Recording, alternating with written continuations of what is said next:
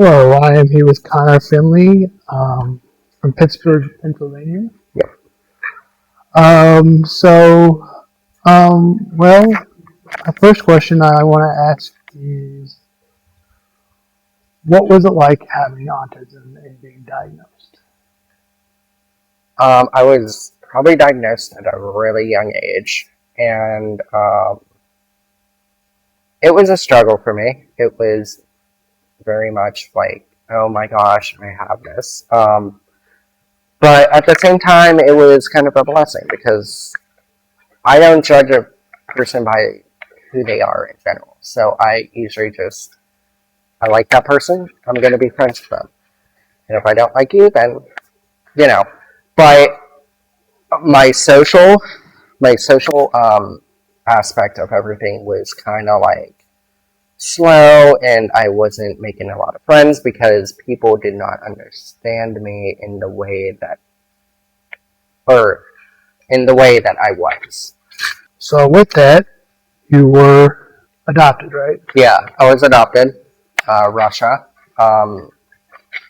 very young age, probably 4 months. I don't even remember about everything that really happened.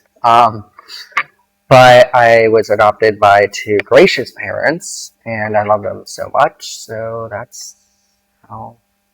And did you have to take tests in like a learning center and go? So I was in learning support all through high school. So it was harder for me. It was kind of funny because for me, school was tough, but the learning aspect was tough. My social aspect was perfectly fine. I could make some friends, but I couldn't make a lot of friends. But I think I like the social aspect of it more than the learning aspect of it. So, like talking to people. Yeah, I love talking to people. So then, I guess you've already answered. What is your story? So yeah, I answered. I was from Russia and adopted, and story is really. I mean, I don't really have that much of a story. It's just, I think, like,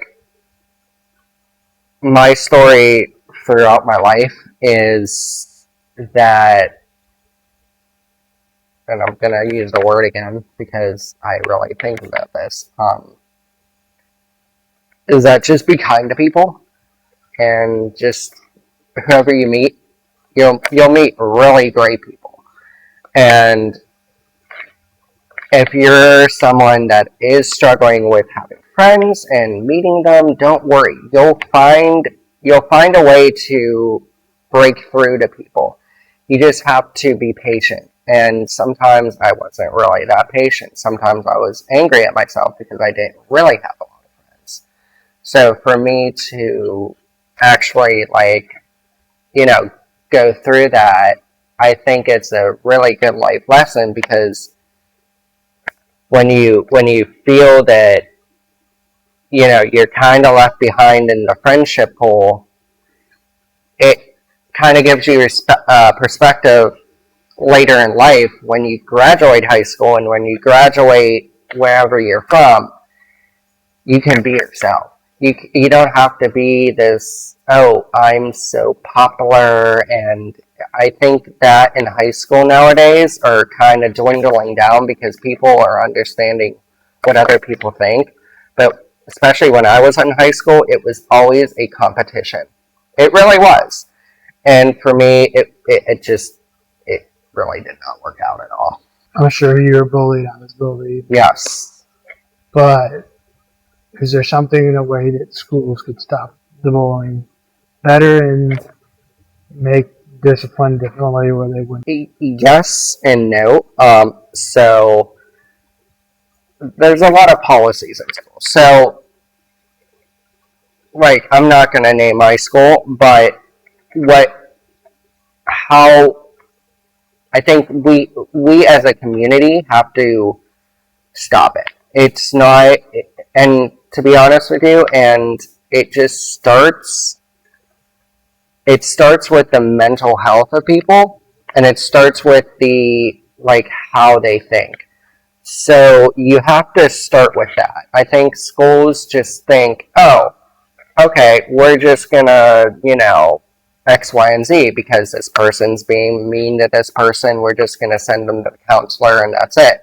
It's not always that peachy because I feel that there's a lot that you need to learn about it and understand it. And I think that some of these schools, they take the easy route instead of the harder route in how they handle it. And I think they should take a little more consideration of the people that are being bullied. Because I know, like, for me, even some people who were bullying me, it was hard because, like, I went to people about it, but I feel the other person was smarter than me, so they would go to them and say, well, it was him first, and that wasn't always the case. So I just think that schools need to adopt a policy where it's not allowed, and if you do, a hard, strict punishment instead of, oh, it's fine, just go about your day. Should we educate more people more on about it? We should. We really should. Is there a certain famous person you look up to?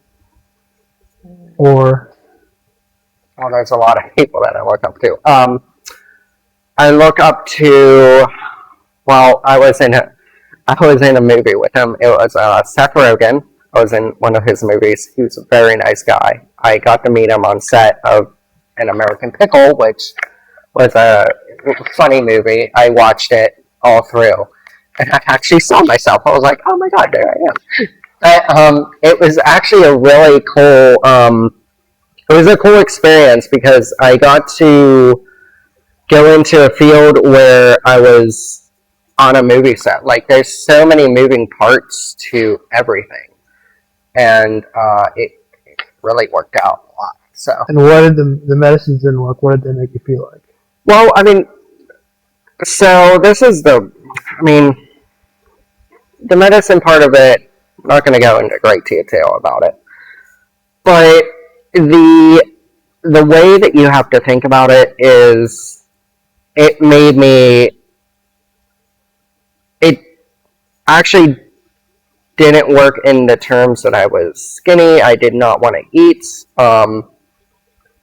It wasn't that I was depressed when taking them. It was just, I was a robot. I was just not myself. And I think, like, nowadays you kind of have to do your research on what you're taking, but some people don't. And you really have to go into that, investigative mode, because not all medication works.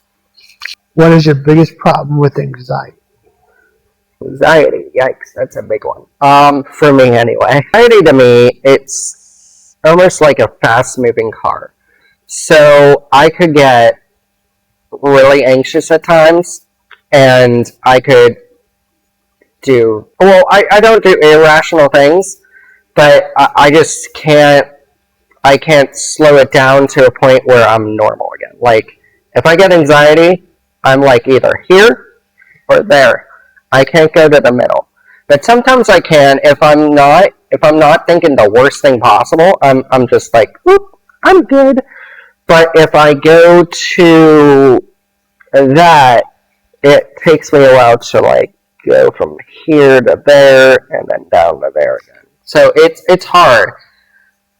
It's hard to deal with. As the world is changing, what are you hoping for those who struggle with mental health?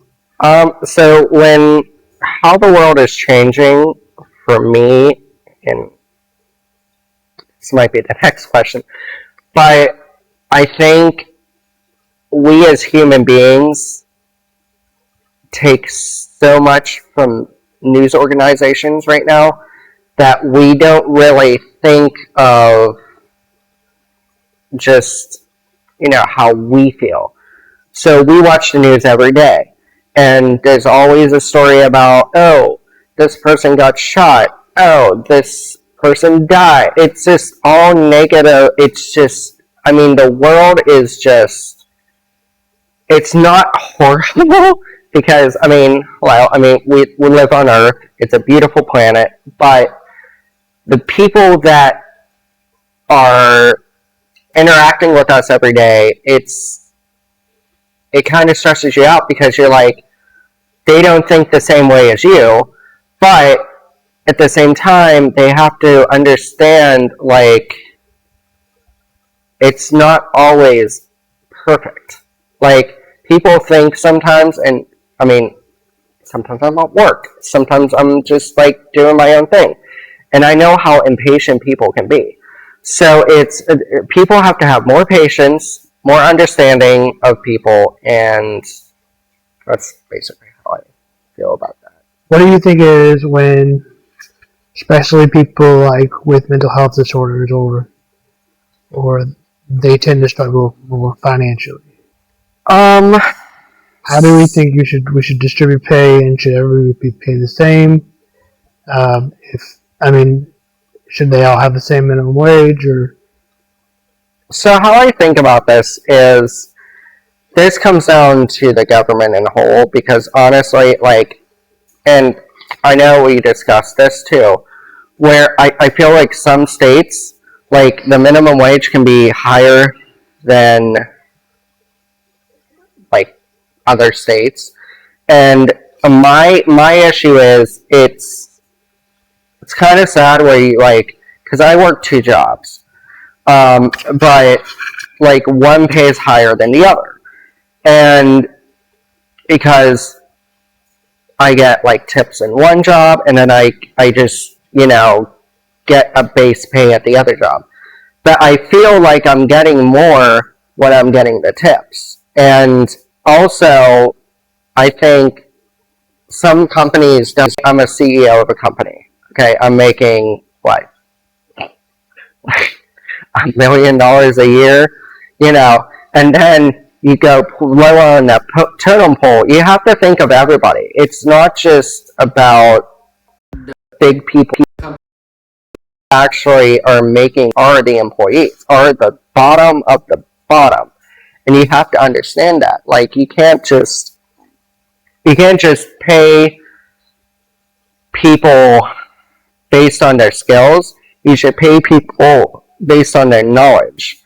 And even if you're, like, let's say somebody's here and you're here, we should be focused on the people here, not always on here. So that's how I feel about that. What do you think of like TSAs for now not? The TSA is not being paid. I mean, of course, I don't know about anybody that works in the TSA, but for me, I would be pissed off if I wasn't getting paid. I would be really mad. I don't think, I mean, for you not to get paid for the job that you're actually doing is just outrageous. I think that's partially the government, because, I don't work in the government, thankfully, sometimes. But I just feel that, like, everybody should be paid for the job that they're doing. And the fact that they're not, it's kind of... The government's still getting paid when they're shut down. Yeah. The 4th time in 4 weeks. It's crazy. I don't like to discuss politics, but I guess I'll end with this. Oh, God. There's people that, what do you think about Trump trying to take away Medicaid? I think that's horrible, because for somebody to lose benefits that they rely on every day, I get if it's like something like, I don't know. I mean, for me, I'm not on anything. But the people that are, I do struggle. It's hard to watch somebody struggle that hard for just the simple necessities that a human being needs to actually, like, function off of. Like, it's hard to watch those people, but I think how it should be addressed in the government and in anywhere. It should never be taken away from somebody. And maybe that's the only thing they have. So for them to do that, I think it's wrong. I think it is. Okay, well, thanks for joining me. Thank you. Later on. Thanks. All right. Bye. It's kind of Finley and Sam Vaughan. Sam Vaughan Sports and Sam Vaughan's the dog.